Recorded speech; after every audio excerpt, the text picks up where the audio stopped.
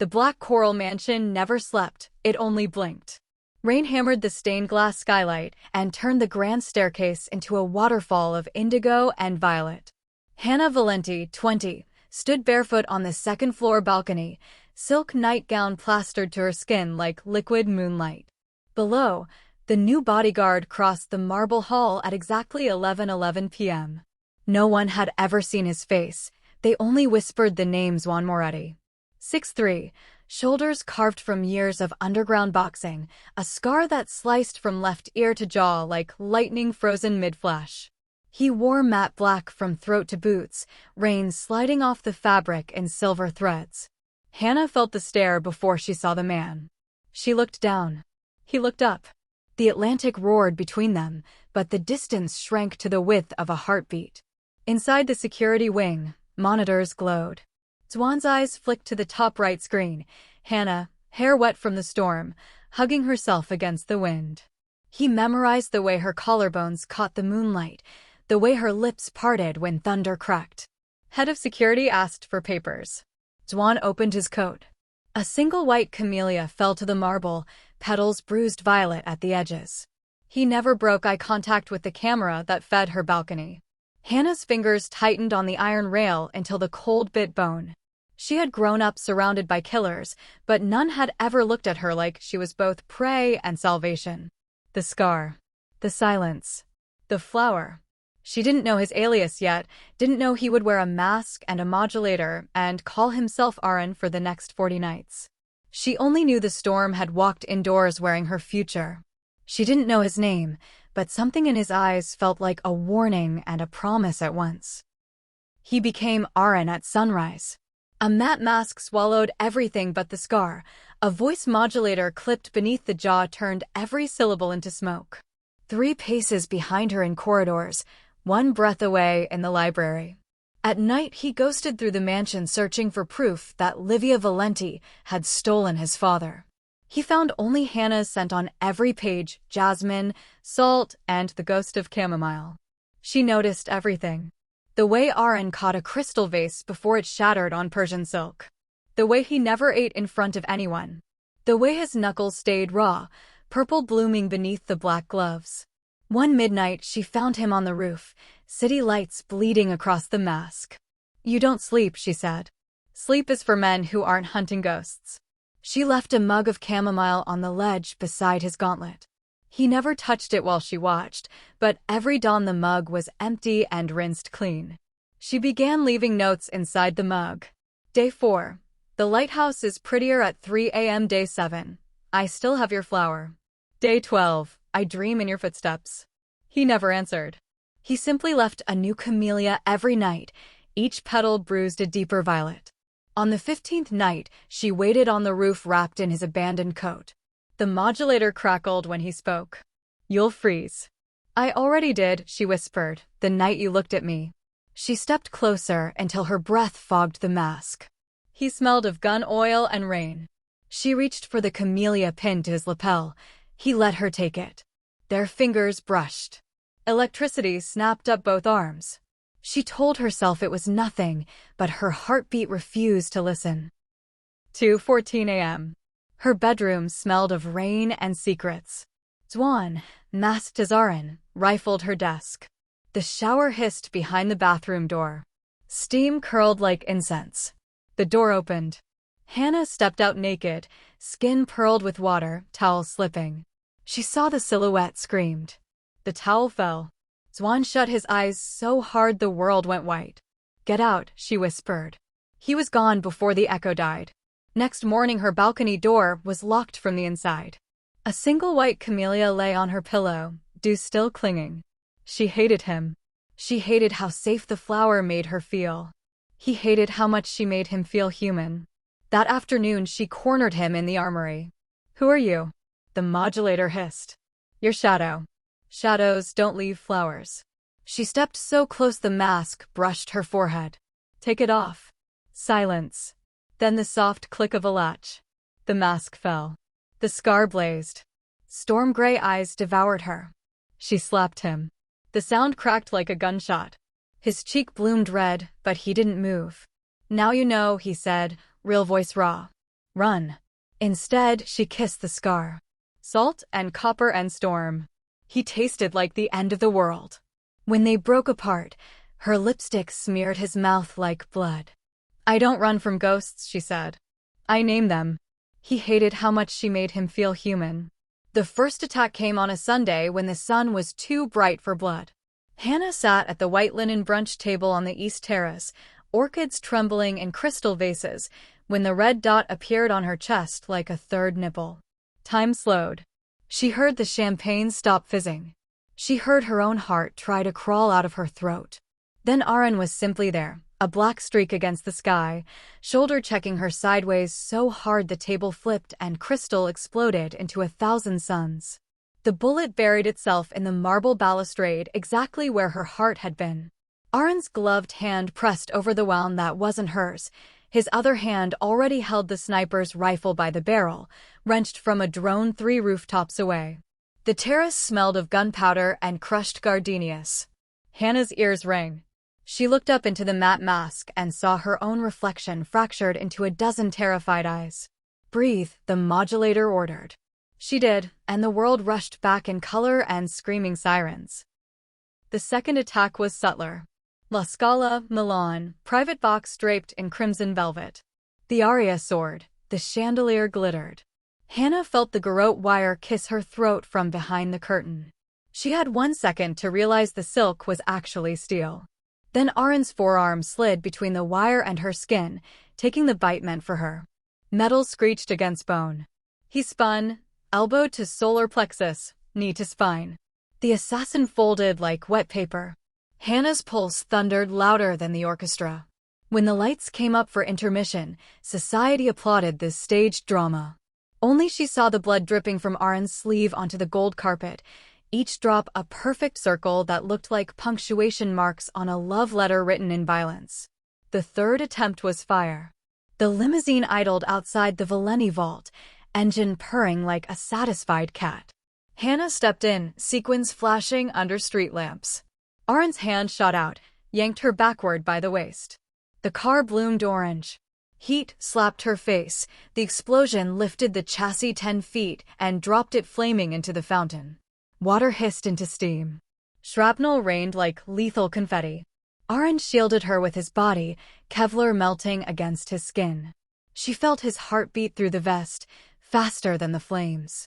When the fire trucks arrived, he was already carrying her through the smoke, boots crunching glass, whispering, "I've got you, I've got you," the modulator glitching so the words cracked into his real voice, raw, terrified, alive. The fourth was personal. Midnight, the rose garden, moonlight silver on thorns. Hannah walked the gravel path counting heartbeats because sleep had become a stranger. She heard the silenced cough before she saw the muzzle flash. The bullet meant for her spine tore across Aaron's shoulder instead. He rolled her beneath him into the damp earth, gun drawn, 3 shots, 3 bodies dropping like marionettes with cut strings. Warm blood soaked through his shirt onto her silk dress. She smelled iron and roses in terror. In the sudden quiet, she peeled the mask away. The scar was hotter than the bullet graze. "Why does Juan Moretti want me dead?" she asked, voice shaking. The modulator was gone. Only Juan's real voice answered, hoarse and broken, "Because you're the only thing your mother loves more than power, and power is the only thing my father ever loved." She pressed her forehead to the hollow beneath his collarbone. He smelled of gunpowder, salt, and something that might have been forgiveness. His arms locked around her so tightly she felt every tremor in his frame. "I'm not his weapon anymore," he whispered against her hair. "Let me be yours." She answered by kissing the scar, tasting copper and salt, and the first honest thing either of them had ever said. Later, in the greenhouse where moonlight dripped through cracked glass, he mapped every inch of her skin with reverent fingers, as if memorizing a country he was terrified of losing. She arched into him like a question only he knew how to answer. When dawn painted the panes gold, they lay tangled among shattered camellia petals, hearts beating in the same broken rhythm. He didn't touch her with lust, he touched her with worship. And somehow, in the wreckage of 4 almost deaths, she still felt held. He didn't touch her, but somehow she still felt held. The ledger was hidden inside a hollowed-out copy of Machiavelli, spine cracked like a grin. Zwan found it at 3:07 a.m. while Hannah slept 3 doors down, moonlight striping her bare shoulder the way prison bars stripe a cell. He carried the book to the library, candle stub guttering, and opened it with the reverence of a priest cracking a reliquary. Inside lay one photograph. His father, Marco Moretti, wrists bound with Valenti silk, mouth gagged, eyes blazing defiance. On the back, red ink in Livia Valenti's looping hand, courtesy of LV package arrives Tuesday. The date was 3 days after the disappearance. Proof. Ice. Zwan's pulse slowed to a funeral drum.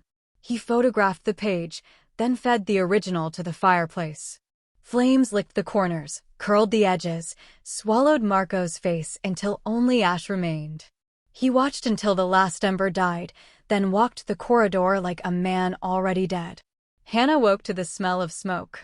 She found him in the library, mask gone, scar livid in the dawn. The photograph's ghost still glowed on the hearthstones. "Your mother cages kings," he said, voice stripped of modulator, stripped of mercy. Hannah's silk robe slipped from one shoulder. She didn't fix it. She would never, proof doesn't lie. He tossed the phone onto the rug. The screen showed the red ink message frozen in time. Her knees buckled. She caught the mantle, knuckles white. "You think I knew? I think blood recognizes blood." The words landed between them like a blade. She tasted copper. She had bitten her tongue so hard it bled. "If you believe that," she whispered, "then leave. But leave as Zwan, not as the lie you wore to my bed." He stepped over the ashes, boots grinding them to dust. At the threshold he paused, shoulders rigid. "I never lied when I held you. Then why does it feel like you just cut my heart out with a photograph?" Silence answered. He walked. The door closed with the soft finality of a coffin lid. She did not scream. She did not chase. She stood in the cooling library until sunrise painted the walls the color of dried blood, then walked to her mother's wing. Livia was already awake, pearls at her throat, coffee cooling. "He left," Hannah said. Livia's eyes flicked up, unreadable. "Good. Ghosts belong outside." Hannah's laugh cracked like ice. "He thinks you buried his father alive." Livia set the cup down without a tremor. "Then let the boy dig." Hannah turned on her heel, robe fluttering like a battle flag. In the hallway she passed mirrors that showed a stranger, eyes swollen, mouth bruised from biting back sobs. She kept walking until she reached the rose garden where he had bled for her. The gravel still held the imprint of his boots. She knelt, pressed her palm into the hollow, and cried without sound. Tears soaked the earth where his blood had dried black. When the groundskeeper found her at noon, she was still kneeling, dress soaked, thorns in her hair like a crown of betrayal. Zwan drove the coastal road at 120, salt wind whipping the photograph's memory from his mind. He stopped only once, at the lighthouse where his father used to teach him to tie knots that could hold a ship or hang a man. He tore the modulator from his throat and hurled it into the sea. It sank without ceremony. Then he punched the stone wall until his knuckles split and the pain felt honest. Blood dripped onto the rocks the way his father's had dripped in the photograph. He screamed her name into the wind, and the wind threw it back, mocking. By nightfall he was in a safe house above a butcher shop, neon buzzing, meat hooks swaying like pendulums. He drank vodka from the bottle and stared at the camellia he had stolen from her pillow. Petals bruised violet, center still white. He pressed it between the pages of Sun Tzu and slammed the book shut. The flower screamed silently. Back at the mansion, Hannah burned every note he had ever left inside the chamomile mug. She watched the paper curl, blacken, float upward like dark butterflies. When the last one became ash, she walked to the armory, chose a Beretta she had never touched, and learned to load it by candlelight. The click of the magazine felt like a heartbeat. She slept with the gun under her pillow and his blood-stained shirt over her shoulders. 40 nights later, the shirt no longer smelled of him. She wore it anyway. She left without turning back, but her tears were louder than his pride. The mansion forgot how to echo. Footsteps that once belonged to Zwan now belonged to strangers in cheaper boots. Hannah walked the corridors at 3 a.m. counting doors the way widows count rosaries. 40 nights since the library fire, 40 dawns since the photograph turned love to ash. She painted the camellia on every canvas until the studio reeked of turpentine and grief. White petals, violet bruises, centers bleeding crimson. She signed none of them. The staff learned to step around the wet canvases the way sailors step around blood on deck. In the city, Zwan slept in a warehouse loft above a fish market. Salt crusted the windows, gulls screamed like unpaid debts. He trained until his knuckles split, wrapped them in tape that turned pink, then red, then brown. Each punch landed on a heavy bag printed with Marco Moretti's smiling face. The bag never smiled back. At night he drank vodka cut with seawater and stared at the pressed camellia between Sun Tzu's pages. The petals had dried translucent. He could see the words, "The supreme art of war is to subdue the enemy without fighting," straight through the ghost of her flower. He read the line until it lost meaning, then read it again until it tasted like her name. Hannah stopped eating. Her collarbones sharpened into wings. Livia watched from doorways, pearls clicking like worried teeth, but never spoke. One morning Hannah found a single white camellia on the breakfast table, dew still clinging. She crushed it in her fist until the stem bled green. "Not his," the maid whispered. "Greenhouse shipment." Hannah laughed until she cried, then cried until the laugh forgot how to return. She began sleeping in the greenhouse among the orchids because the glass remembered his breath on colder nights. She wore his blood-stained shirt until the fabric frayed at the cuffs. When it finally tore, she sewed it with black thread and wore it still. Zwan's nights grew teeth. He took contracts no one else would touch, smuggling diamonds sewn inside corpses, silencing whistleblowers with piano wire. Each job paid in cash and silence. He stacked the money in a rusted ammo box and never counted it. On the 33rd night, he broke a trafficker's jaw for calling a girl merchandise. The man spat teeth and blood and laughed, "You're soft, Moretti. Your father would be ashamed." Zwan left him breathing through a straw and drove to the cliff where the mansion lights flickered like a dying heartbeat. He sat on the hood of the car until sunrise, camellia box open on the dashboard, petals trembling in the wind. He did not go inside. Hannah learned to clean the Beretta blindfolded. She practiced in the underground range until the recoil no longer bruised her shoulder.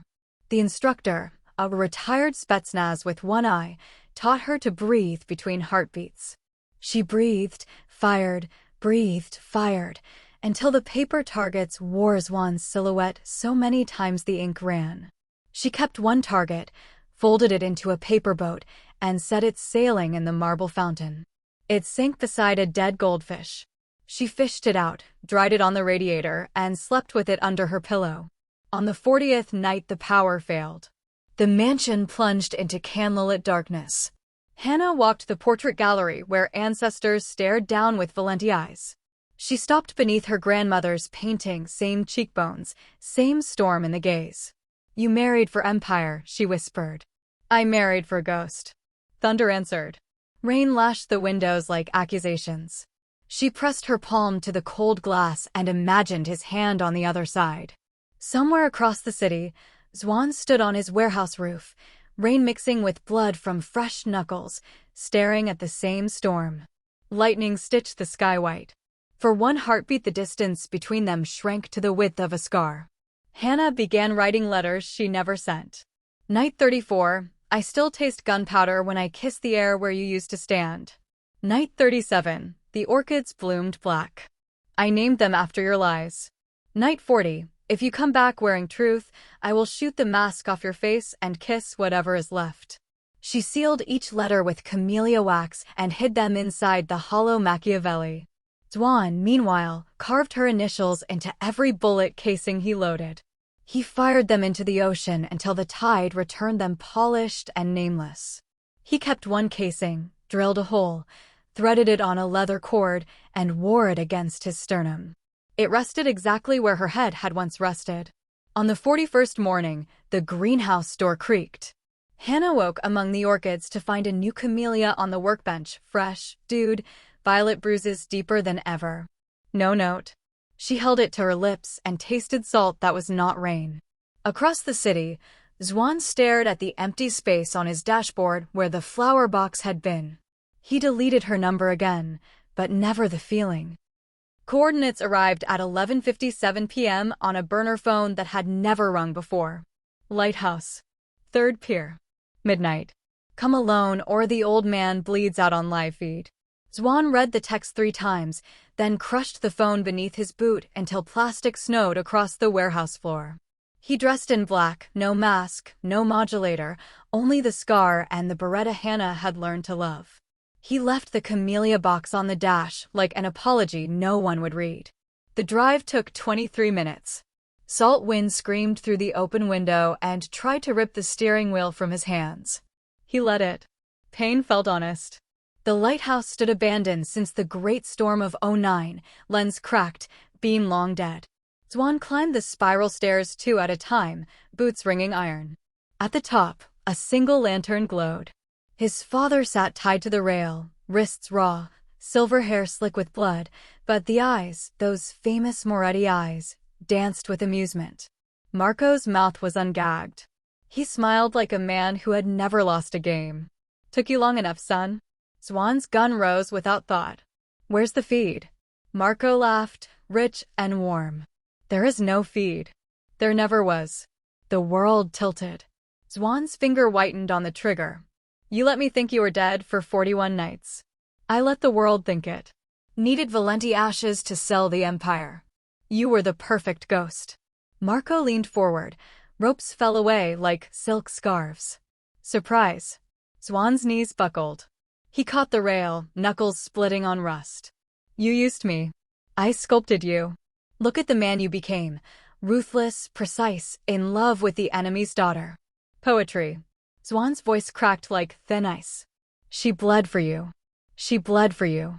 There's a difference." Marco stood, brushed dust from his tailored suit. "The third player was always me. I hired the snipers, the bombers, the garrote. Every bullet that grazed you is a love tap. I needed you desperate enough to burn the Valentis, desperate enough to run to her." Zwan's gun lowered an inch. "Why?"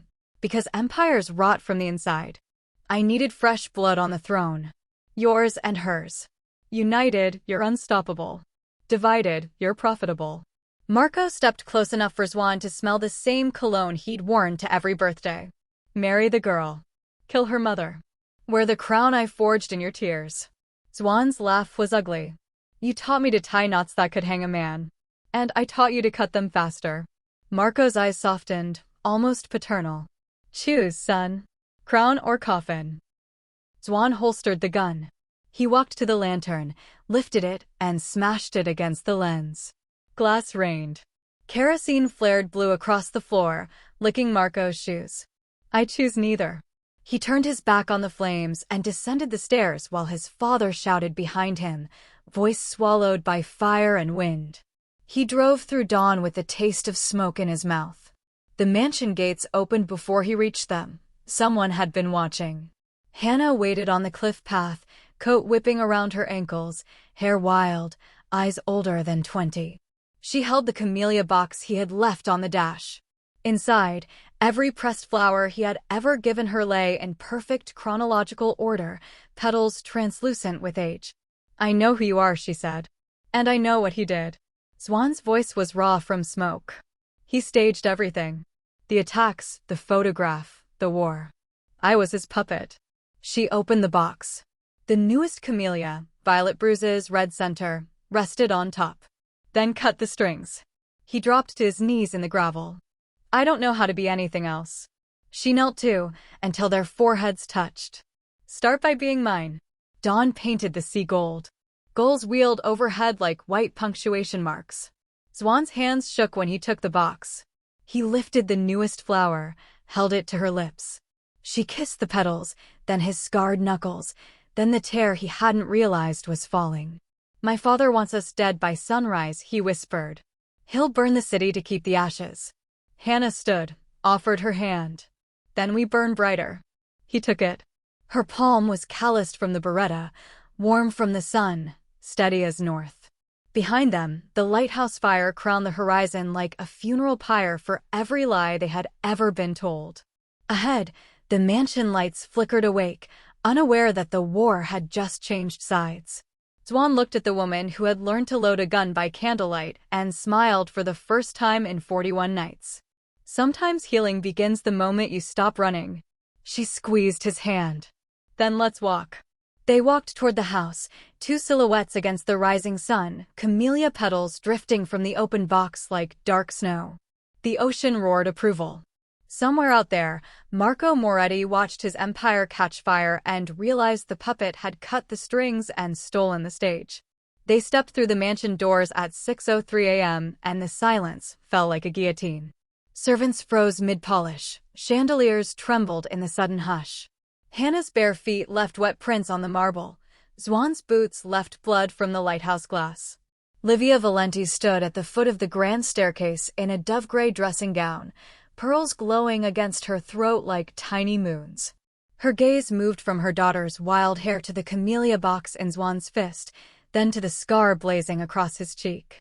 She did not speak. She simply lifted one eyebrow the way empresses lift scepters. Hannah spoke first. "Mother, the war is over. The enemy was inside the house the whole time." She opened the box. 41 camellias spilled across the floor in a white and violet tide. He staged every attack. Every bullet that grazed us was his signature. Livia's lips thinned. Marco always did love theater. She descended 3 steps, silk whispering. "And you bring his son to my doorstep at dawn?" Zwan met her stare. "I bring the truth. And a choice." He drew the Beretta, ejected the magazine, and let it clatter on the marble. "No more weapons between us." Livia's laugh was soft, lethal. "You think love disarms me?" Hannah stepped between them. "No. I think love arms us both." She took her mother's hand and placed it over Zwan's scarred knuckles. "Feel that? That's the man who bled for me 41 times. Your turn to bleed or to bless." Livia studied the blood under her manicure, then looked at the camellias drowning the floor. Something ancient cracked behind her eyes. She knelt, gathered one bruised flower, and tucked it behind Hannah's ear. "Then bless," she whispered. "But know this, Marco will come for the Empire tonight. Midnight yacht. Winner takes the crown." She rose, pearls clicking like loaded dice. "Choose your battlefield." She walked away, robe trailing through the petals like a bride through confetti. They chose the winter garden. Glass walls fogged with their breath, frost etching ferns on the panes. Moonlight poured silver across broken statues and sleeping roses. Hannah wore white silk, Zwan wore black linen, sleeves rolled to show the fresh burns from the lighthouse fire. No guards. No guns. Only the truth and the camellia box between them like an altar. She knelt first. "Take it off, Aaron." He let the last piece of the mask fall. The scar blazed. Storm-gray eyes devoured her. "I lied every day," he whispered. She kissed the scar, tasting salt and smoke and 41 nights of longing. "Then tell me truth tonight." He began with the first bullet that grazed his shoulder in the rose garden. He told her how he had pressed his mouth to the wound to keep from screaming her name. He told her about the second attack, the garrote, how he had dreamed of her throat under his lips instead of steel.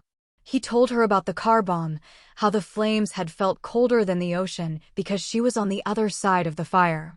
Each confession peeled another layer of armor until he stood raw and trembling. When he reached the lighthouse, his voice broke.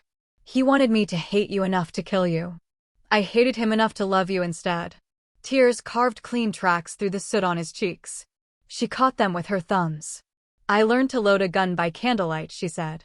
"Every bullet had your name on it until I realized I was aiming at the wrong Moretti." She opened the camellia box, lifted the newest flower, violet bruises, red center. "This one grew the night you left. I watered it with tears and gun oil. It's ours now." He took the flower, tucked it behind his own ear like a dare. Then he dropped to one knee in the frost. "Marry me, Hannah Valenti. Not for empire. Not for peace. For the 41 nights, we survived apart, and the 41,000 we'll survive together." She laughed through tears. "I already said yes in the greenhouse when you kissed the scar. But I'll say it again." She slid the platinum band from her pocket, the one she had carried since the 33rd night, and pushed it onto his ring finger. It caught the moonlight and burned steady. He rose, lifted her until her feet left the ground, and spun her once among the sleeping roses. Petals exploded upward like white fireworks. When he set her down, their foreheads touched. He didn't beg, she whispered. He simply said he never stopped caring. Zwan's answer was a kiss that tasted like lighthouse smoke and winter roses and every promise they had ever broken now remade. Outside, the city held its breath. Inside, the winter garden bloomed with their heat. Frost melted from the glass in slow tears.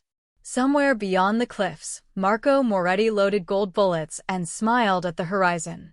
He did not yet know the war had already changed sides. He did not yet know his son had chosen love over legacy, and that love had teeth. Spring arrived sideways, lilac rain and salt wind, the day the city forgot how to be afraid. They moved into the cliffside penthouse above the old Valenti boatyard, white walls, glass floors, windows that opened to the roar of the Atlantic. No guards at the door. No cameras in the corners.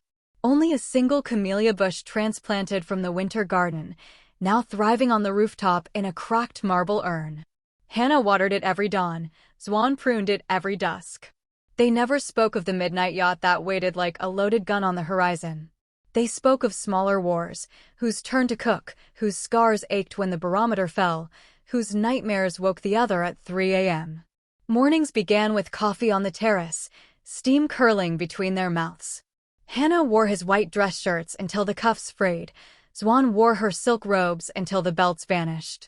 They learned the language of touch, the way her thumb traced the lighthouse burn on his shoulder blade, the way his lips found the tiny scar on her wrist where the garrote had kissed steel. They boxed in the loft gym, gloves soft, laughter sharp. She taught him to land a jab without rage. He taught her to duck without fear. When she split his lip, she kissed the blood away. When he bruised her ribs, he iced them with frozen peas and apologies whispered against her skin. Sweat and lilac and gun oil became their perfume.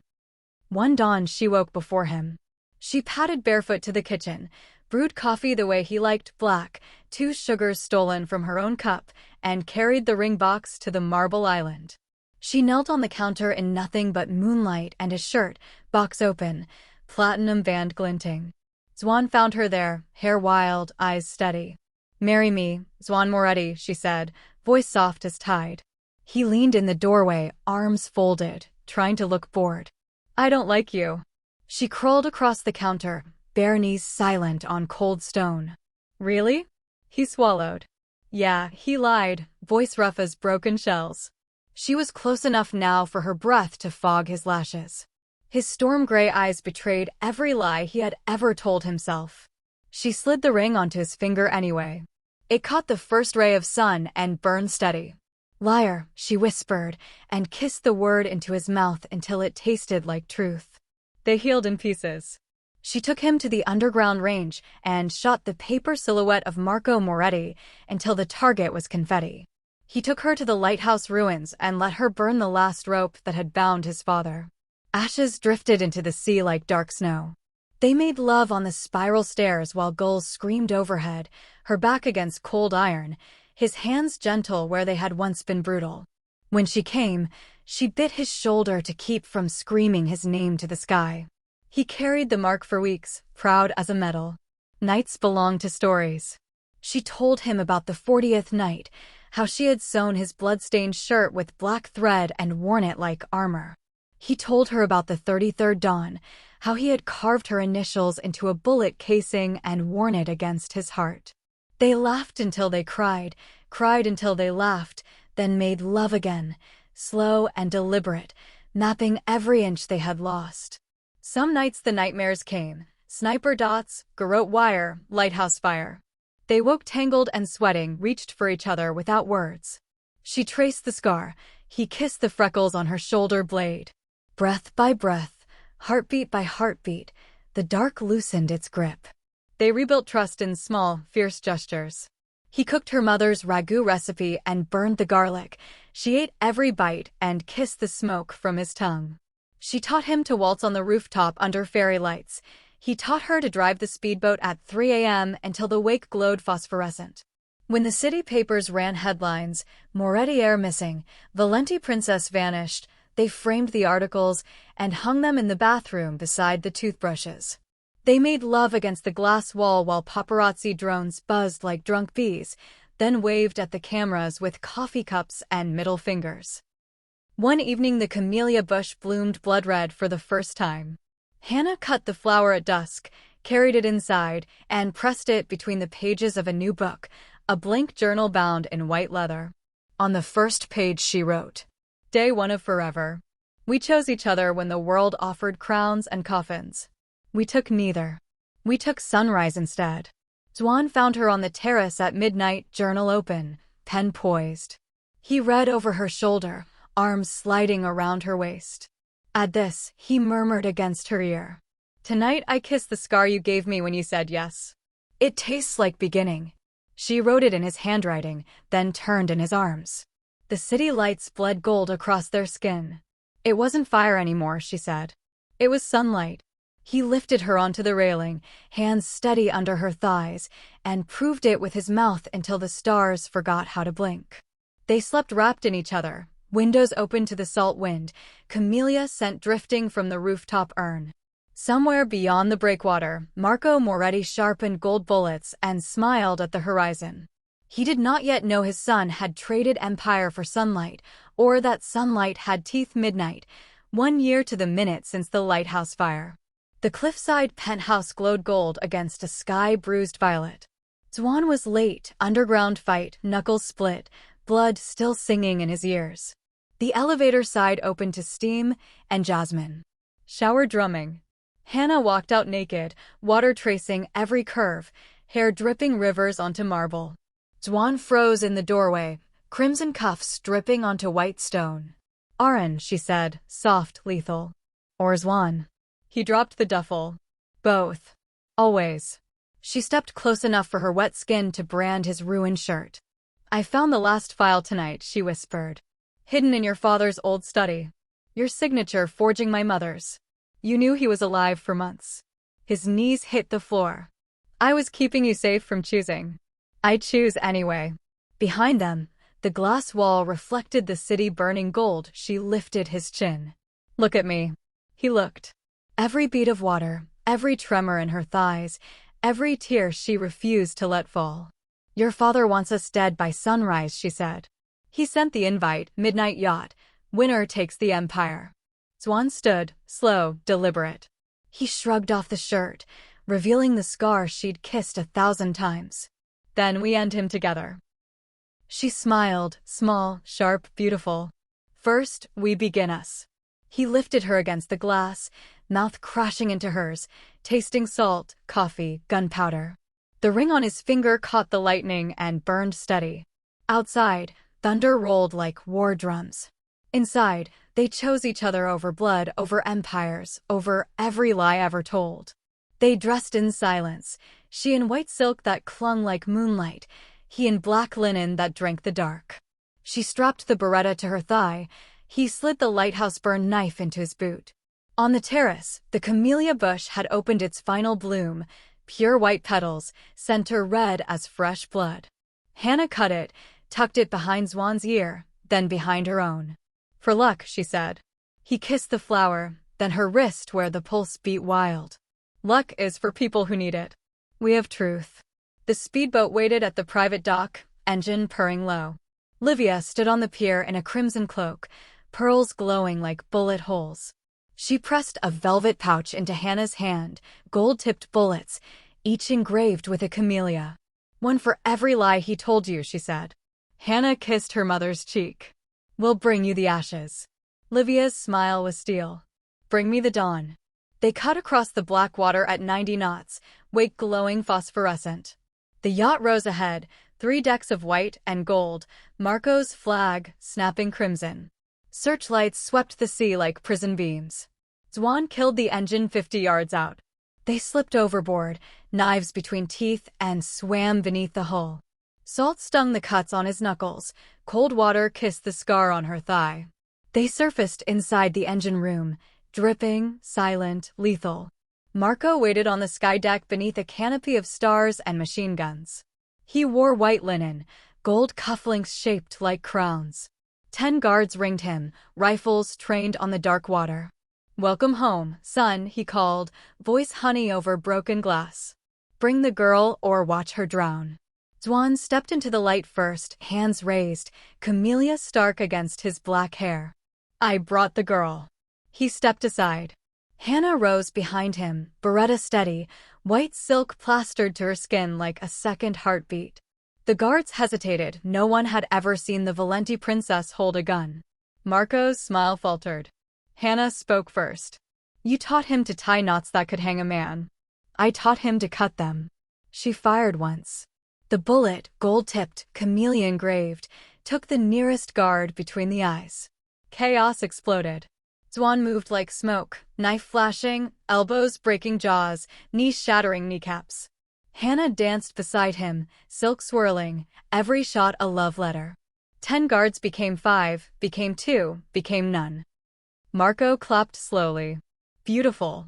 But you're still Moretti blood." Zwan's laugh was winter. "I'm Hannah's blood now." He lunged.